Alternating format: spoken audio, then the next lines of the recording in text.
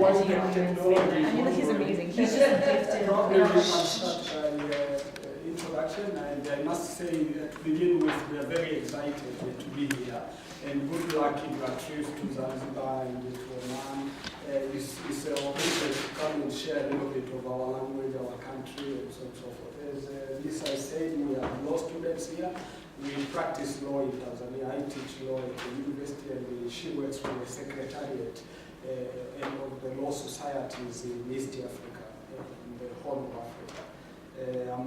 In the last year, so I'll defend my PhD in a couple of months, probably.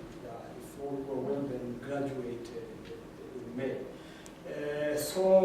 When we talk of Kiswahili, she'll make the presentation, and if you have questions, we'll both present, or we'll be glad to respond.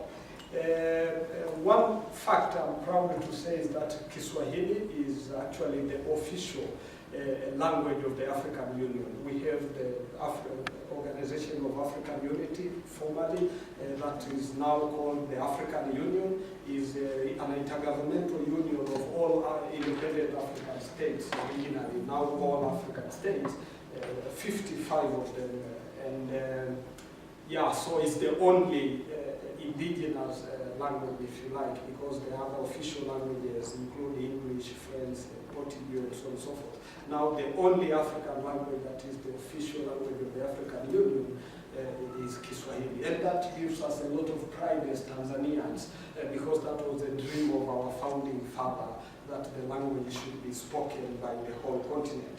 In terms of who speaks Kiswahili, Miriam is going to present, but I can tell you that everyone who borders Tanzania, and Tanzania share the border with a lot of countries, including Burundi, Rwanda, DRC, Malawi, Mozambique, and Zambia. So in the border, there's a cross-section of the community speaks Swahili because of the influence of Tanzania. So we are very glad to share the border with a lot of countries, because that gives us the privilege also to make sure that Swahili spreads at a lesser cost, because the founding father was committed actually to make budgetary commitments to make sure Swahili is spread in Africa. Now we don't have that budget, but because of that sharing of the border, we find it being spoken.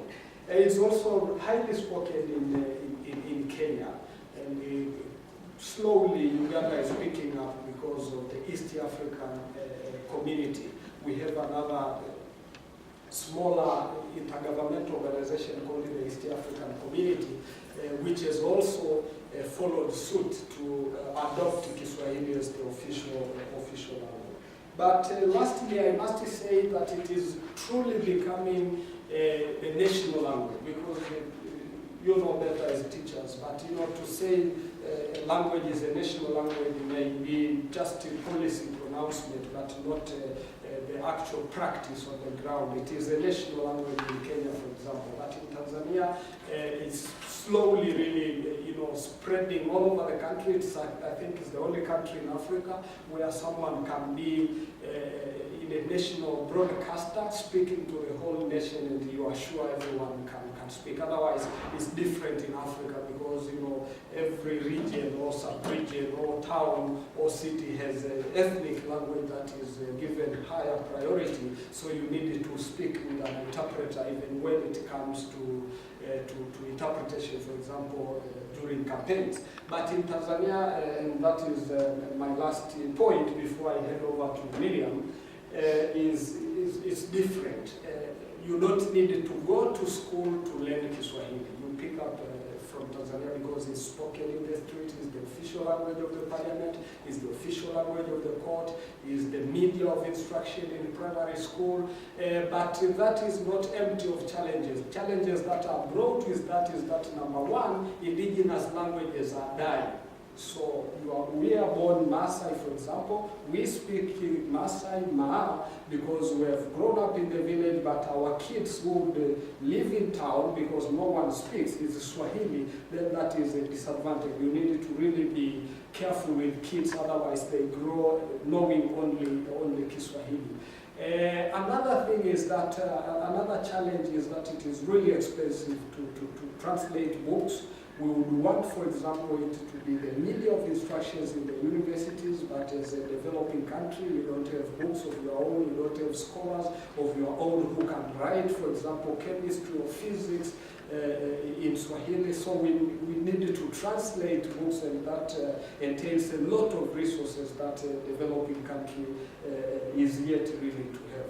And with that, I'm very proud to introduce Miriam, who will go through the slides, and then if you have any questions, we'll be very glad to respond. Karibu. Asante sana. And those are two words in Kiswahili. Karibu is welcome, and then asante sana, thank you very much. So we have started running. I only have 15 minutes, and I'm going to take you through a very brief overview of the origin of Kiswahili, and then we will discuss, or we will talk a little bit about a few phrases in Swahili. We haven't distributed any handouts so far, but we have a slide presentation, and there's a handout which we'll send after the presentation. And then there are some other links which will be very useful for you to use when you are or before you're going to Tanzania.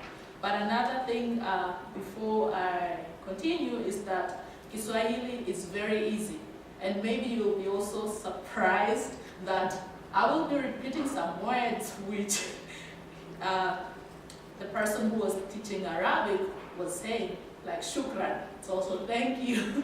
So we have borrowed some words from other languages, including Arabic. So when we talk about Kiswahili, just like any other language, this language has an origin and some historical, and the origin of this language has led to different theories. There are some people who are saying like Kiswahili has originated from the Arab language, and so that it's the Arab which was there first before the Swahili language, but we will go in details a little bit about that. As history, we can talk about two things, like first of all, who is a Swahili person? There are different views, and there are different discussions about who a Swahili is, but the most one which is very common is that a Swahili person is a native person who is a resident of East Africa, of the coastal area of the East Africa, and that person is called Mswahili. So Kiswahili is the language. Kiswahili. Then a person who speaks that language is called Swahili.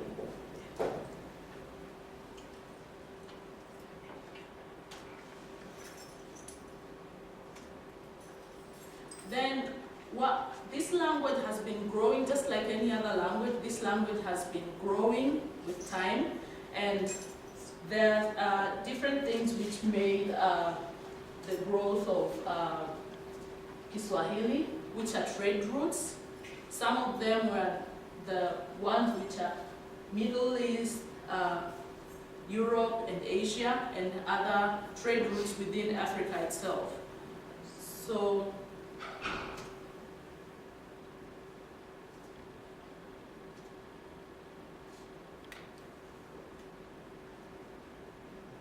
and then after a specific time, there had grown a big culture of Swahili, and then Swahili civilization, where people who are speaking Swahili united themselves, and then keep on speaking Swahili as the medium of their communication. And Kiswahili, we can talk about Kiswahili in Tanzania. Kiswahili in Tanzania has been majorly spoken, especially during the time of before colonialism, during colonialism, and during colonialism, the language has been used as a medium of communication for administrative purposes, for the colonialists just to communicate with their subjects, and we have been going through different colonial masters. Before the Britons comes, those were the last ones in Tanzania. There were the Germans, and they did not concentrate more on codification of the language, but or like putting it into writing. So it was mainly spoken. But during the British reign was when Kiswahili was made into writing. So there was a dictionary which was made, and then there were different publications. And this was after the 1928 meeting, which was held, and the participants were not only Tanzanians, but they were from Kenya, Tanzania, Uganda, and Unguja. And the meeting was held in Mombasa. Mombasa is a coastal city in Kenya. Kenya is another country in the northern part of Tanzania. And then the Interterritorial Swahili Language Committee was formed, and that was the one which has been taking care of the language, developing the language, like putting it into writings. And so far, there are many countries which are speaking Swahili, and as he said that Swahili is now one of the African Union languages, but at the region, Democratic Republic of Congo, which was formerly known as Zaire, is also speaking Swahili, but we have different dialects. Even within Tanzania, if you have a privilege of traveling to different areas, you will be hearing different dialects of Kiswahili. A person from, let's say, Kilimanjaro or Arusha will be speaking slightly different. The accent will be slightly different from a person from the coastal area. Is Swahili the main language of all of those countries? No. In Tanzania, yes, it's a main language. It's the official primary language, because we have two official languages, which are English and Swahili. But Swahili is spoken by, let's say, 99% of the people. So Swahili is a survival language when you're in Tanzania, and you will pick up very quickly, even if you're spending 1 week or whatever, but I'm quite sure you will get more words. In Uganda, Swahili is spoken mostly by politicians and soldiers. Civilians are a little bit hesitant to speak unless if they have been out of their country and have interacted with people from Tanzania. And in Kenya, it's spoken by almost everyone, but the people from the coastal area are the ones who are speaking it very much, and also people from the major cities like Kisumu and Nairobi. But in other cities, they mainly speak English and their local languages. And then in Rwanda, it's now picking up after the genocide. Now Swahili is picking up very much. And in Burundi, not so much, but it's also spoken. In Malawi, there are some parts which are close to Tanzania, which speak Swahili. And Mozambique also, the northern part of Mozambique speaks Swahili, and also many parts of Democratic Republic of Congo. And Swahili has grown up, and it has the estimate of more than 140 million people who speak so far, because the population of these countries are growing. So I'm not so sure if there is an internet connection here. I hope so. There should be. And also, if not, I could bring you the hookup. Some days it works, some days it doesn't. So just click twice on it. You might have to do control click. Yeah. but don't worry about that. It's just that I just wanted to. No, wait. Let's see. Let's see if we can do it. Usually it works.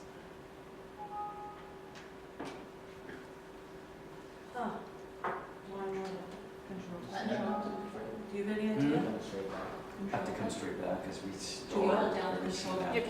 Control, click. Control what? Click. Yeah. How about you? No problem. Once you have it, you can listen to it. It's just, this is a song from Michael Jackson, and it's the Liberian Girl. But the beginning of the song, I just wanted to put the beginning of the song. There's a lady who is speaking some Swahili words. She's singing in Kiswahili, nakupenda sana, which means I love you so much. And so, apart from these countries, even other parts of the world are picking up and speaking some 2-3 words in Kiswahili. We also know of the famous Lion King, where we have a lot of Swahili words, hakuna matata, which means no worry, rafiki, it's a friend. Yes, those are Swahili words. And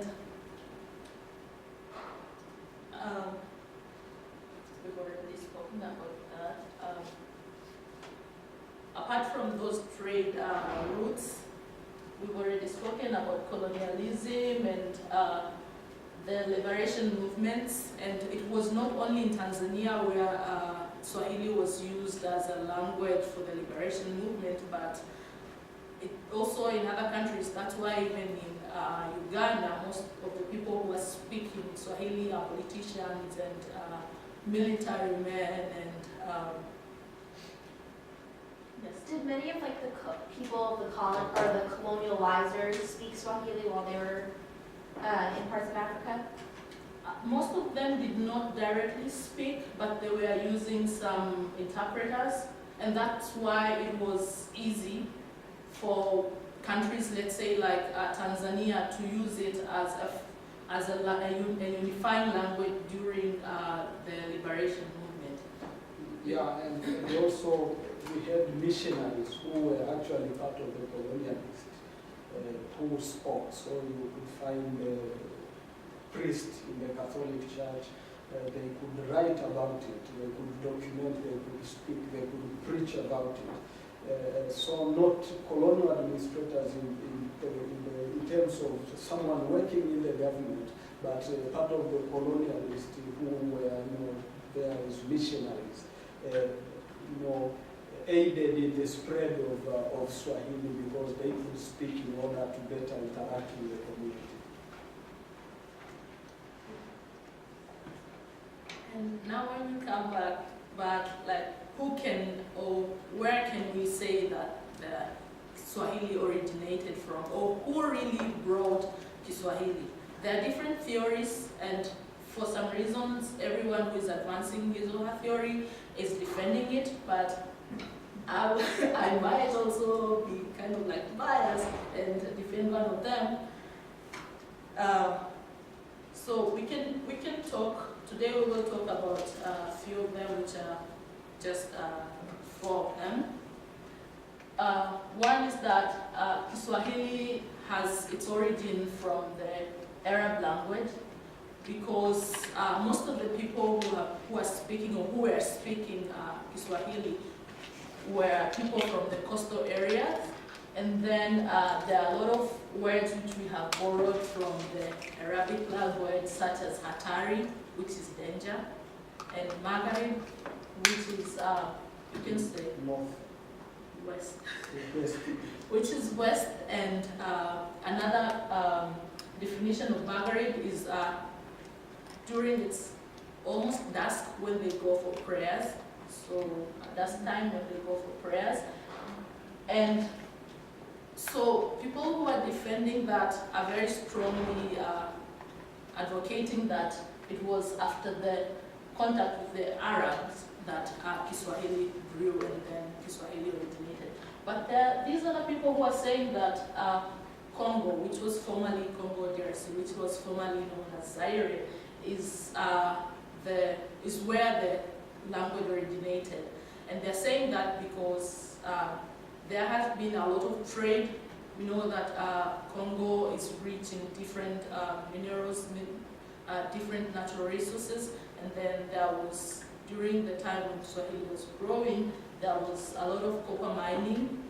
So the traders and people who were going there. But now these people are saying now it's Congo where it started and then it spread to other parts of Says the Congo that Belgium controlled for a while during colonial period. Yes, it's the one.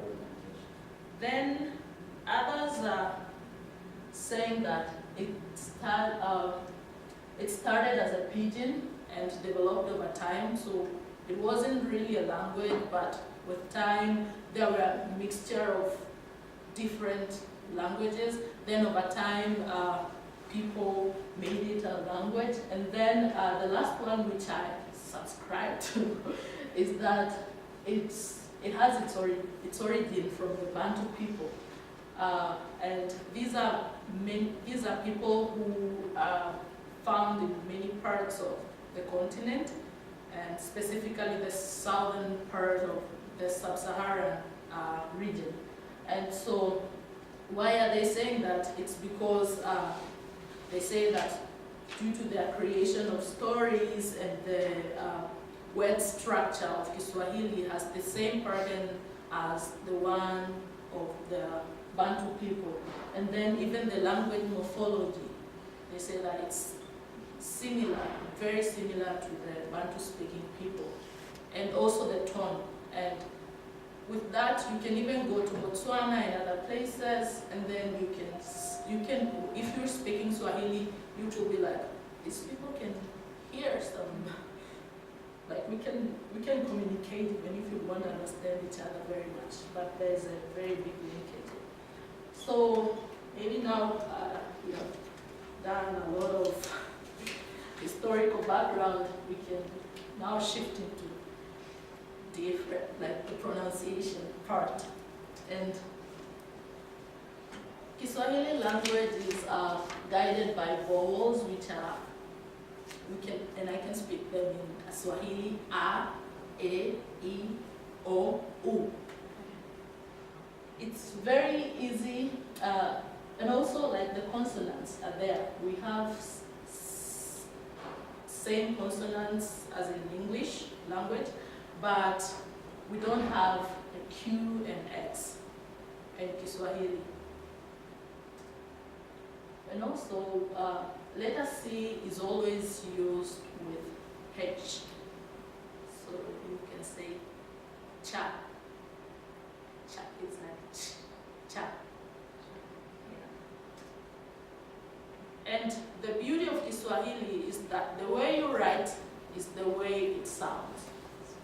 So if we say, for example here, if we say mama, it's written mama, and the meaning of that word is mother. Simple like that. Then barua, it's a letter.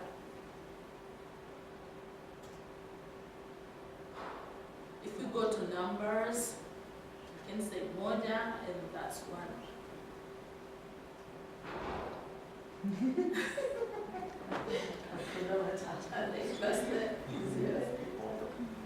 Are nouns capitalized?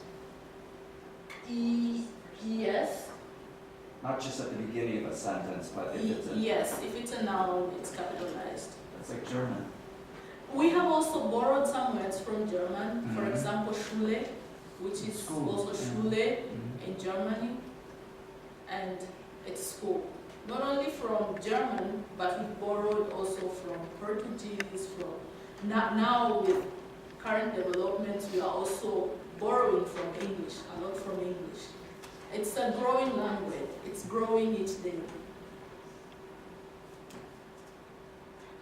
So now we go to Schule, which is school. And I think we love greetings. Every person, and you will be surprised because when you go there, even kids on the streets, much as Zanzibar is amongst very big tourist destinations of the country, but I can proudly say that Tanzanians are very kind. If you have time, or if you don't have time, you have to be very careful because we can talk from morning to morning. And everyone is kind, and you can ask people about the directions and whatever, and then they can even volunteer their time, just leaving their work to help you reach where you want to go, or help you. So in the morning, we can say habari ya asubuhi. Say it again. Habari ya asubuhi. Sabuhi. Asubuhi. Asubuhi. Oh, sorry, that's not. Yeah, there is a typo there. So it's AS. An A is not there. SU. Wait, so how would you? It's soup. Yes. Oh, us. Asubuhi. Oh, it's just the two letters were reversed. Asubuhi.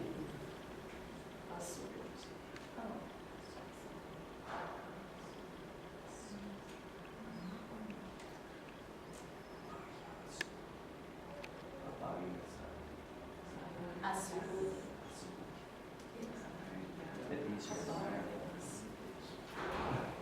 Nzuri. Habari ya asubuhi nzuri. That's the answer to how? Yes, that's the answer. Yeah, apart, like, don't, like, when you say good morning, you don't reply good morning. It's like, it's almost similar to good morning, but our reply is a little bit different. Like, you've been asked about how is your morning, so you say that your morning is good. So, nzuri. And also, another little caution is that there are some Swahili words which might have, like, you can say a word in English, but in Kiswahili it might have different meaning.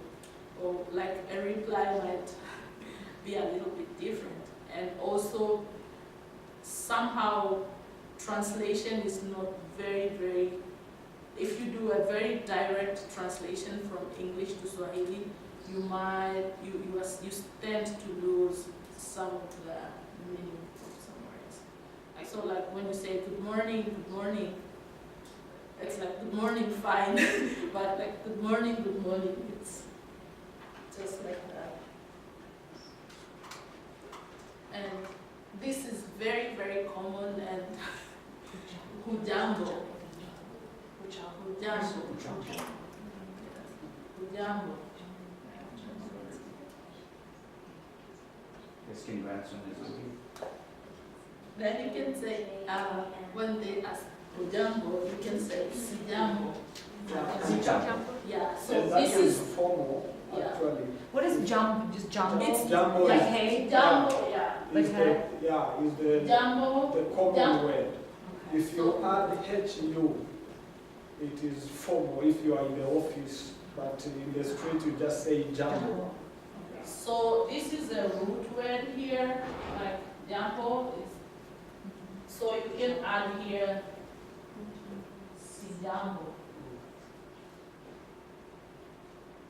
Or simply also just to respond to jumbo. Someone Yeah. says jumbo, you say jumbo.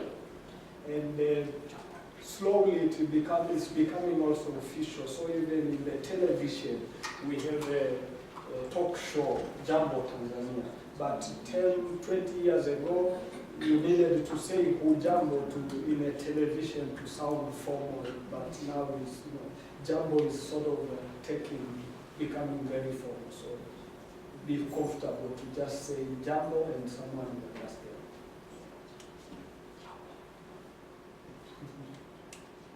So when you're in Tanzania, somehow, or for some reasons, be it money or whatever, you will have to be a mathematician a little bit and deal with numbers. So with the cardinals, which are 1 up to 9, 0 up to 9, so sifuri is 0.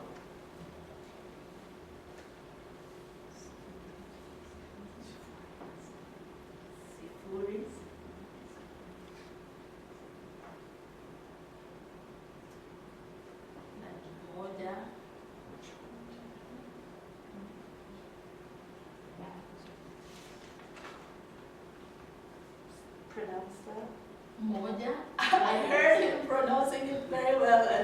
Billy. Billy.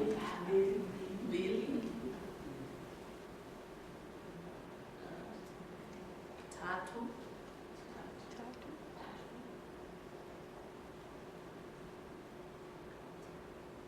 Ne.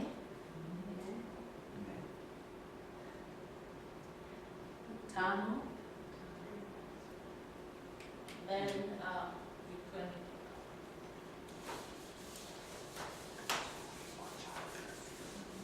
so we can continue. Sita is 6. Sita. Saba.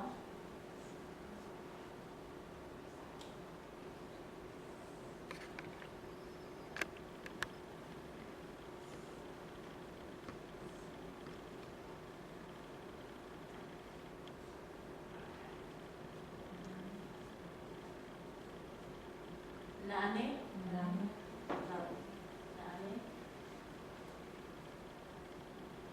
Tisa.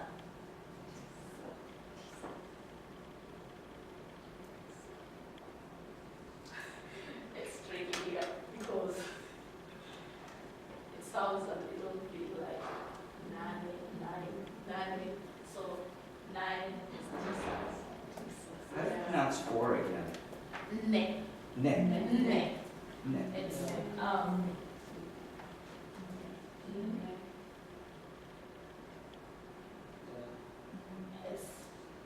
it's like there is kind of like double my N. American friends, when there's no, what do you call a vowel, it's really a problem pronouncing. So you can say ne, but because that's You have to like double N. yeah, double N, the double Ne. N, N, E. Ne, yes, ne. Yeah, but you have to just relax. Oh, no, I'm just, How do you say 2 again? Billy. Billy.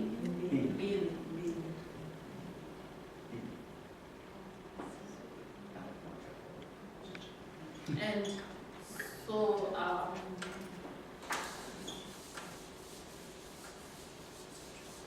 so from there we can go to the 10th. Then we can say kumi. Kumi. Kumi. So, with the exception of me, there are 10 people here. Kuna watu 10 hapa ndani. 1, 2, 3, 4, 5, 6, 7, 8, 9, 10. There are 10 people here. Kuna watu 10. There are 10 people here.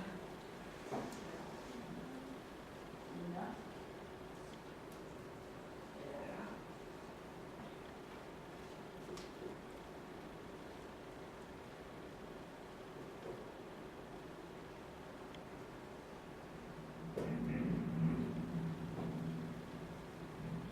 So here, kuna, like there, you say there are, because yeah, there are, but here in Kiswahili you will not see, let's say, like this are here, but it's within this. There are. That's why. So there's no to be verb, not right there. not for that at least. I guess so, yeah. Maybe that's more of a linguistic question, but I think that's because only one word suffices the English connections of a to be word. But as lawyers, of course, probably we are not very conversant. So there are kuna, watu, so it's people, kumi, and here. Kuna watu 10 hapa. There are 10 you see 10 people, in English you can say there are 10 people here, but here, like, people come before the number.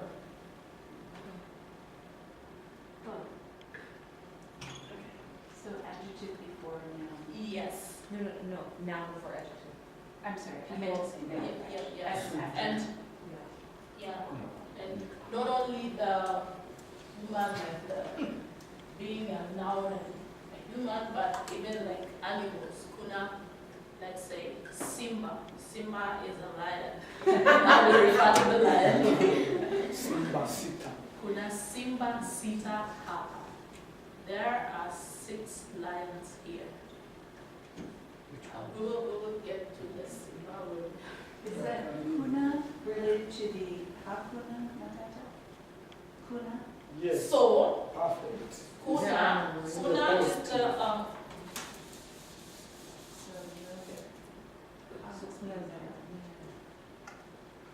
so this is the root.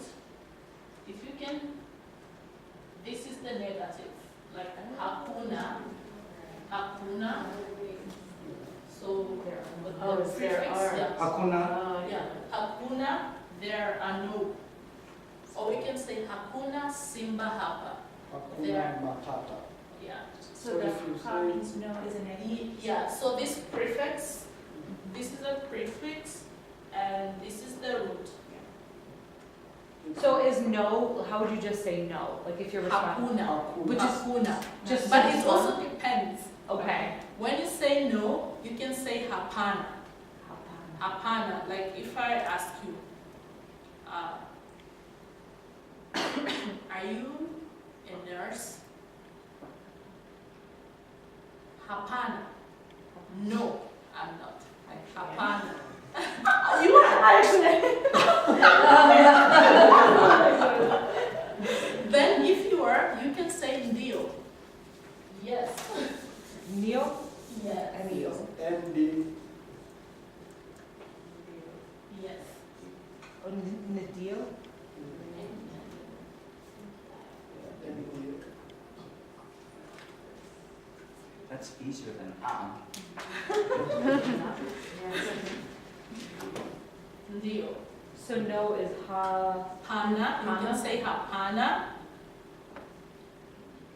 So hapana is So just hapa, no? yeah, Just hapana simply is no? just simply Yes. no. But when Hapana. you Hakuna is you are referring to something. Okay. Yes. Like there's So none. there isn't any. There is non-existent. Okay. While hapana is no. Okay. So, for example, hakuna matata, there's no trouble, no problem. But if you omit the prefix ha and say kuna matata, you say there's a problem here. Yes. Yes. You know, Aisha, Well, that's thanks for traveling. you can alert me if the time is over. So let's go quickly. Then that's 10 and Ishirini is 20. Then 100 is Miriam.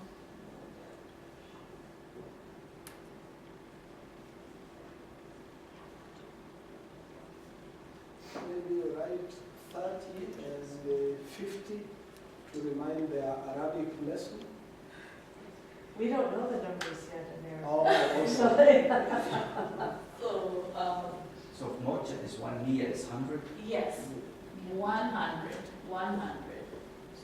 So 100. So when you reach 200, you can go mia moja, mia mbili. So this is Nia tatu is 300. 300, yes.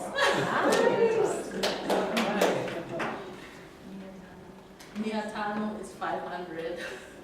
Mia sita, mia saba, mia nane, mia tisa. Then when you reach 2000s, then elf,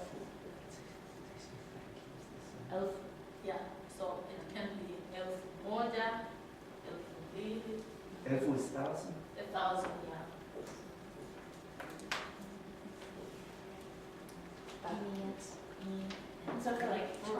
two, would it be Swahili, na, nambili. Na is and. Is a conjunction. Na. Na is a conjunction. And it's a very important, thank you for raising it. It's a very important word in Kiswahili because we have a lot of conjunction. Like we use a lot of and in our language. Like kumi na mbili, that is 12. We can say nina nyumba na gari. I have a house and a car. So like, but you might find people using this word a lot. When we continue. So we can shift to ordinals and then very quickly, in the ordinals, like first is Kwanzaa. That we've heard. Yes. Kwanzaa first. And so, is it your first time here? Je, ni mara yako ya kwanza hapa? Kwanza hapa. Yeah, hapa, First here. here. Hapa is here. Mara ya kwanza hapa. Hapa.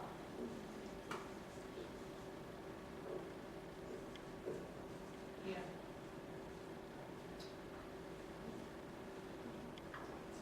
And so, first, then we can go to second, pili.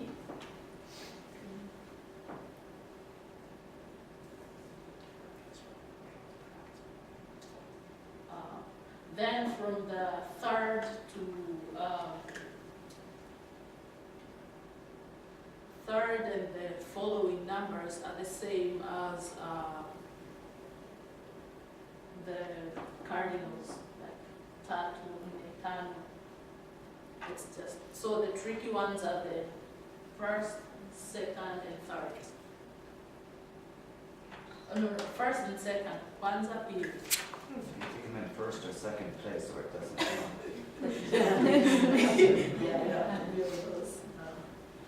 and we can come to the days of the week and the month. January. January, that's January. Those are the months here. February. So for us, the Y, we can see like most of the time when the Y is has been substituted by an I. Wait, what is Juma Mosi? Juma. So these are the days of the week. But what does it start with? Tuesday? This is Saturday. Juma Juma Mosi is Saturday. Saturday. Juma Pili is Sunday. Juma Tatu. There's some numbers in there. Yes. Yes. First. First. Yeah. We start counting on Saturday. So Saturday is the Saturday is the first day. What is Juma? Is that day? Then that can be It's a week. Okay, so Yeah. Juma, J-U-M-A is week. So it's the first day of the week. Okay. Yeah, Juma. If you say Juma Moja is 1 week. Tuesday. So looks like they refer more to the days of the week. If you say Juma Mosi, it means first day of the week. Juma Pili, so on and so forth. Meaning that Friday is the last day of the week. yes. Yes. So this is singular here. Juma, like Juma Mosi, or like for a week, as in a week, when you don't mention the specific days, it's like Juma Moja, like 1 week. So if you add Ma, now it becomes plural. It's weeks. Majuma, Mawili.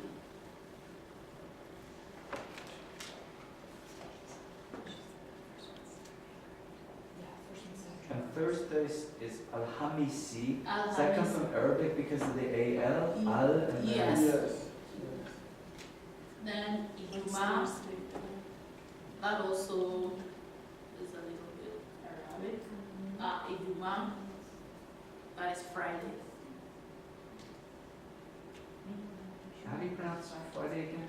Ijuma, Ijuma. yes. So Ijuma is E, like I, is that Yes. prefix means something then? No, it's, It's just the way the I is pronounced. yeah, Ijuma. Ijuma.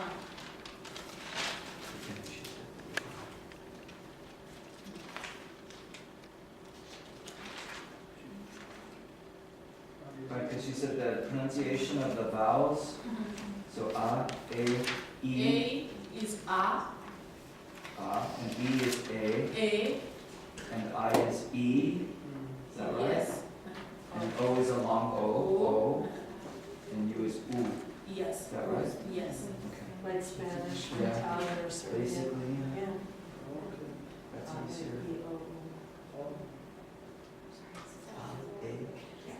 No.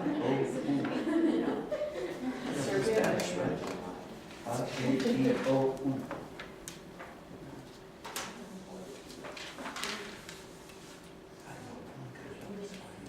I know, it's already just. Much way better. easier to bear with. Can we switch the number of weeks we spend here?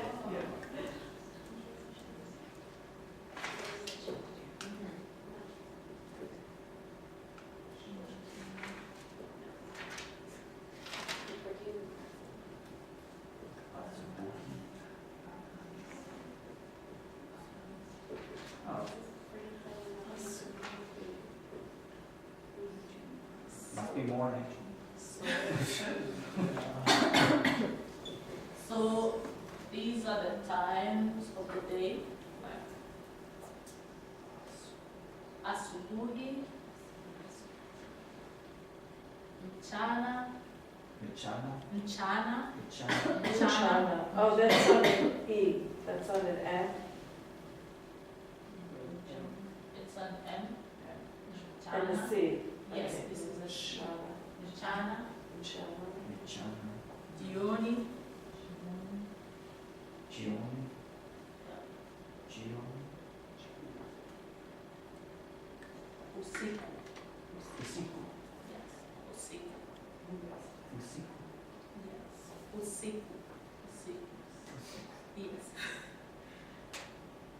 Then this is very common at the moment, maybe even when you land at the airport.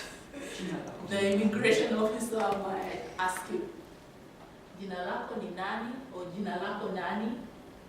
What's your name? Gina, I'm going to be. That's easier than that's actually. Unatoka wapi? Took a while. Where are you coming from? Where do you come from? Yeah. Then that will be when you're now talking to other people on the streets or somewhere else. When did you come to Tanzania? Ulikuja lini Tanzania? And most of the time people, when you're done talking to a person, that will normally tell kwaheri, maheri, or yeah, kwaheri, goodbye. Or maybe if you are traveling, they can tell you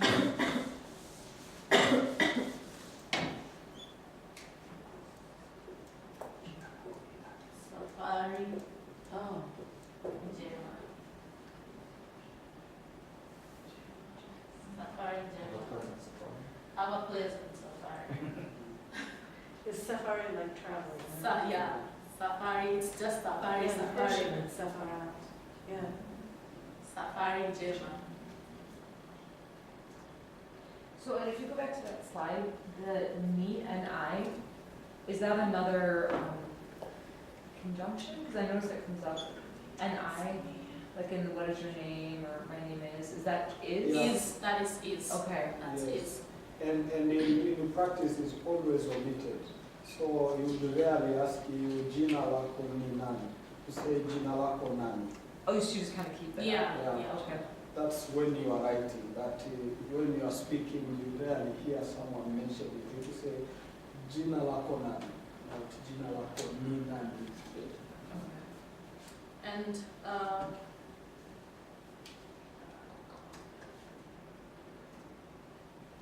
that was the end of.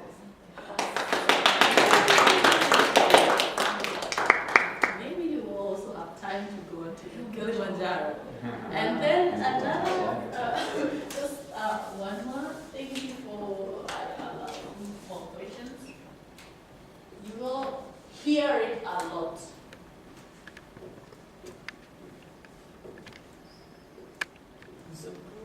Nzungu. When you hear people saying Nzungu, Nzungu, Nzungu, that will be you. What does it mean? That's He's a foreigner. Nzungu is a foreigner who is of the origin of either Europe Yeah. or the Americas America, or Europe. yeah. Or a white person. But if you find a Chinese, they will not call the person. People from Asia, they will not call them Zulu unless if that person looks a little bit like Zulu.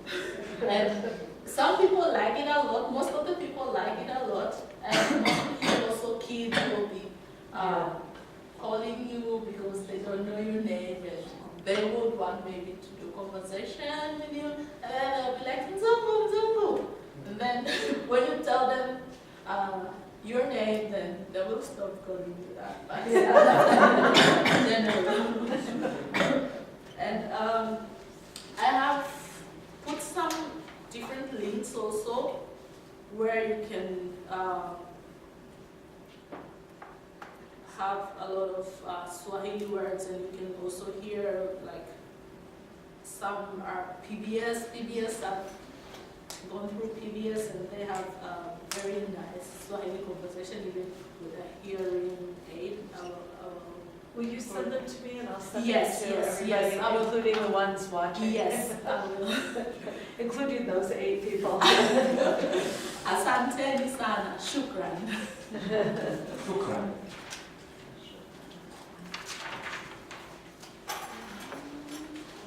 Well, thank you very much.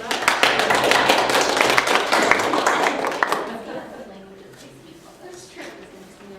And the other thing is, maybe you will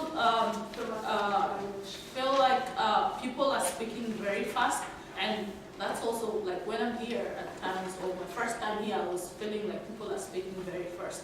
So you can tell them, ongea pole pole, or ongea taratibu. Or how about I don't speak Swahili? My mother-in-law, that's the thing she says most in English. I don't speak English. Yeah, and Miriam was saying when you are likely to hear a lot is in Zungu, but I can guarantee you can hear dala dala more, public transport.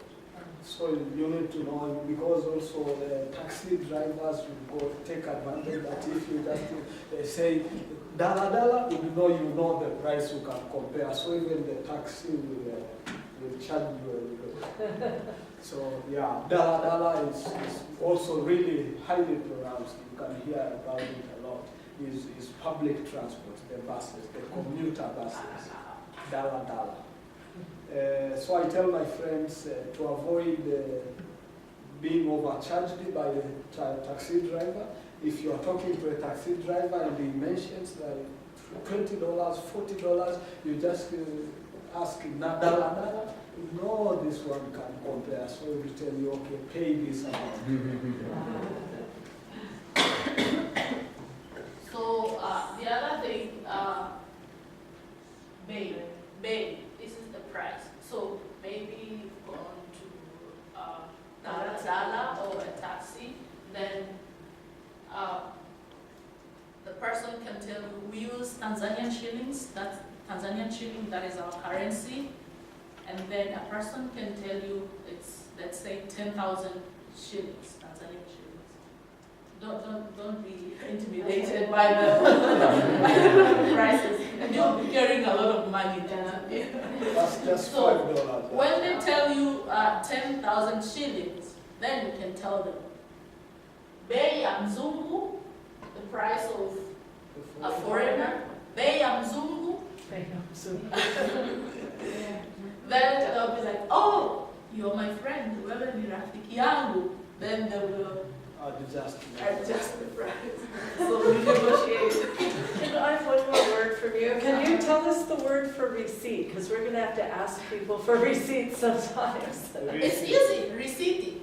Receipt? Okay, I can do that. Add an I at the end in your Receipt. pronunciation. Yeah.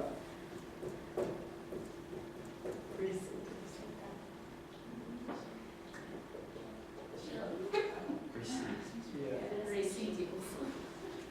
Receipt. Receipt. And then they normally, there's this joke, there's this joke around the region that Tanzanians are very polite. So they normally say you will be telling them, if you want a receipt, you will tell them, Yes. Nina omba, Now, oh, like you can, this prefect is no, naomba receipt. So it's like Naomba receipt, receipt. please. Yeah, receipt please. yeah. So when you say ni, that is, Formal. and also it's a first, that's you, a first person, a singular. So I need, I need a receipt. Yeah. Nina omba receipt. To omba is to ask for. Yeah, and that is, as she says, a joke in the region. In Kenya, you don't have to do that. You can just say, let a receipt, bring me. But Tanzanians are considered, they would say, oh, you need to sort of, even if you are buying something, you say naomba. But it's slightly changing. That used to be stereotype that in Kenya you would be a little bit assertive and bold, but Tanzanians would find it a little bit awkward. They would want to say naomba. But it's because of the influence of the coast.